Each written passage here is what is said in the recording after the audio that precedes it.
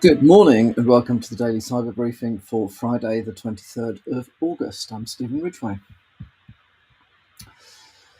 There is a new piece of Mac OS malware with a completely unpronounceable name spelt CTHULHU.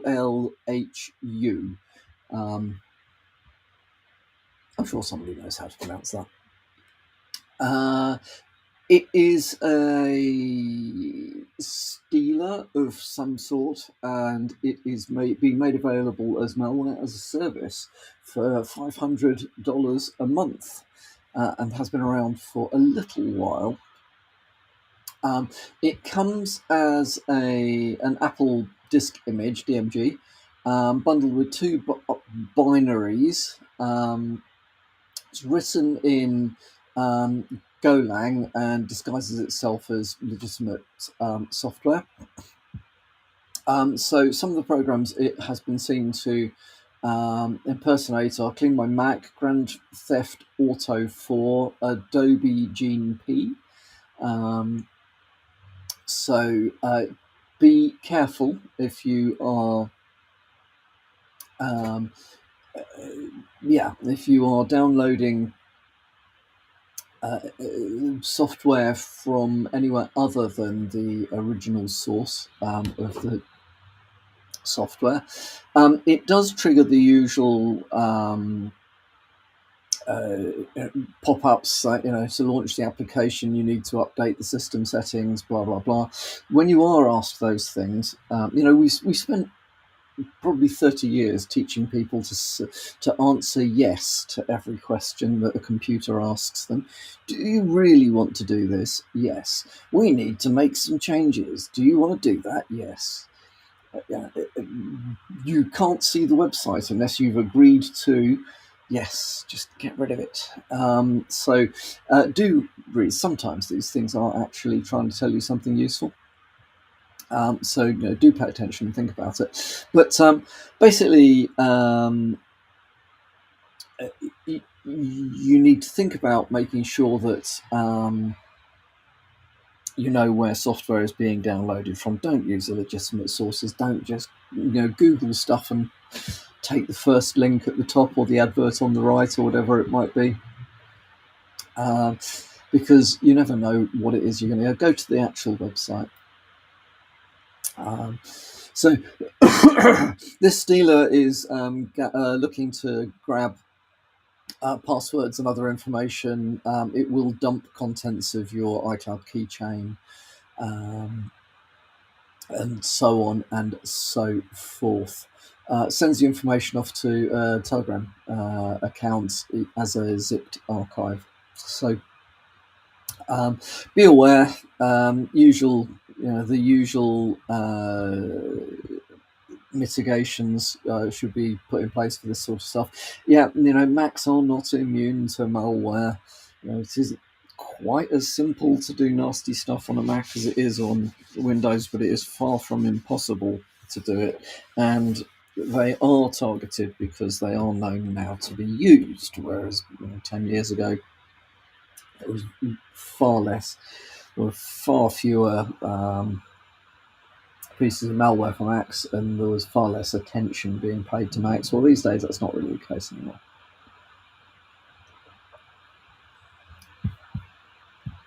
SolarWinds has fixed the hard-coded credentials flaw in Web Help Desk, which we talked about. Can't remember, was it earlier this week or end of last week? Anyway, fairly recently. So if you are using SolarWinds Web Help Desk, be aware the exploits are being used in the wild. There is a hotfix available, so if you're using that particular component from SolarWinds, ensure you are patched and up to date.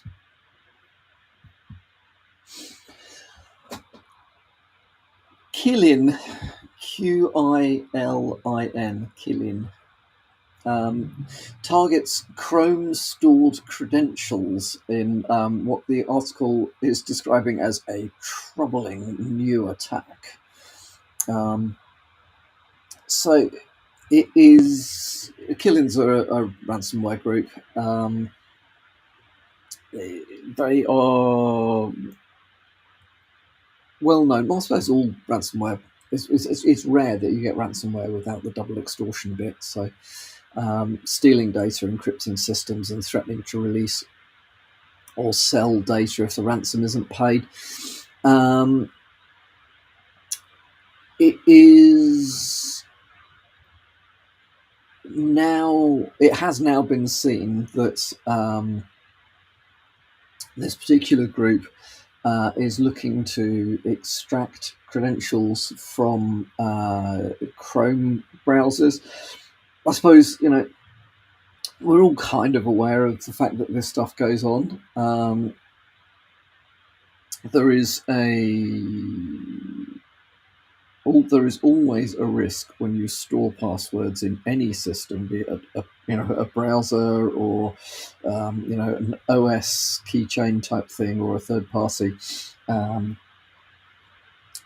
password manager. You are kind of putting all of your eggs in one basket. But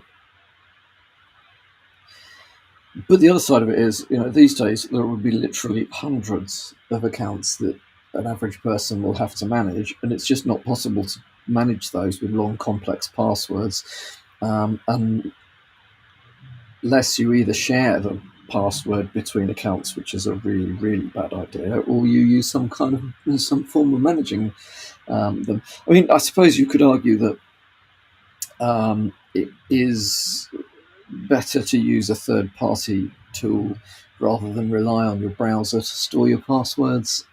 But I would still say that it is better to have unique, long, complex passwords for all of your web accounts than it is to worry about where you're storing them, as long as you're storing them somewhere.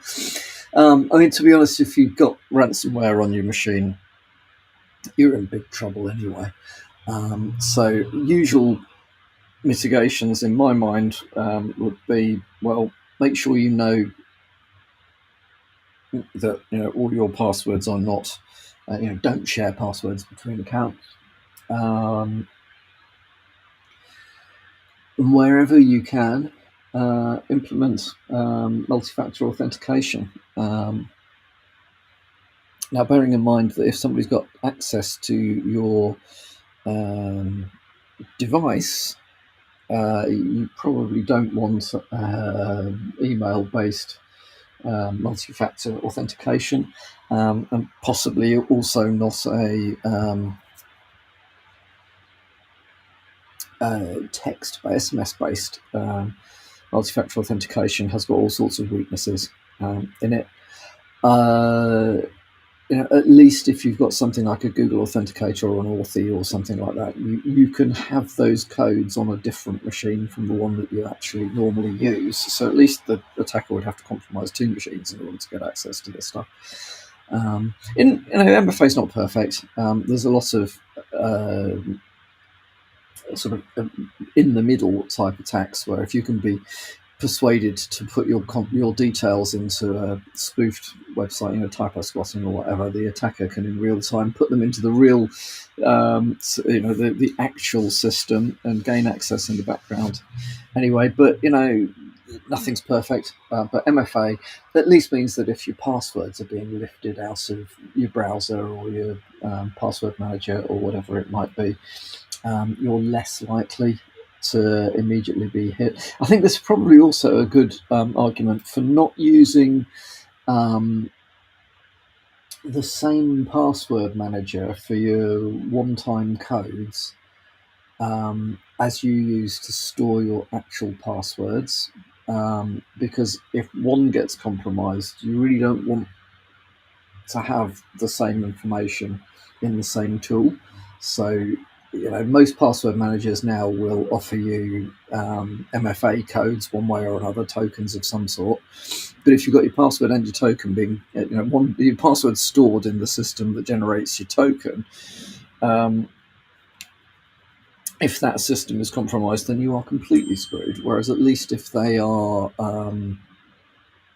in separate systems, let's say, I don't know, you've got LastPass and Google Authenticator, well, they'd have to compromise your machine and LastPass, and then your phone and your Google Authenticator in order to get hold of these keys. So think about not putting everything in one place, but yeah, be aware.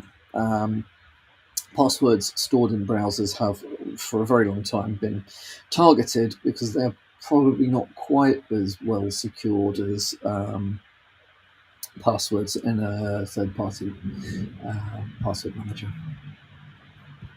And then finally from me is an interesting article from Information Security Buzz, although it's in other places as well. But yet again, there is a vulnerability that's been found in RFID cards.